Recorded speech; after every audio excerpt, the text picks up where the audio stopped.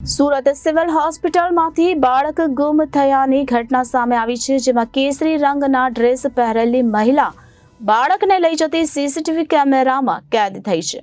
બપોરે સિવિલ હોસ્પિટલમાંથી ગુમ થયાની ફરિયાદ નોંધવામાં આવી હતી. હાલ પોલીસે સીસીટીવી કેમેરા ચેક કરતા એક મહિલા સાથે બાળક ચાલતો દેખાયો હતો. બાળક ચોરાયાની આશંકાને પગલે ખટોદરા પોલીસે વધુ તપાસ હાથ ધરી છે, જેમાં ક્રાઇમ બ્રાન્ચની ટીમ પણ આ તપાસમાં જોતરાઈ ગઈ છે.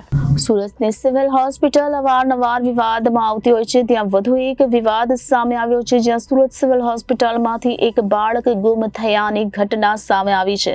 કેસરી રંગના ડ્રેસ પહેરેલી મહિલા બાળકને લઈ જતી સીસીટીવી કેમેરામાં દેખાઈ હતી.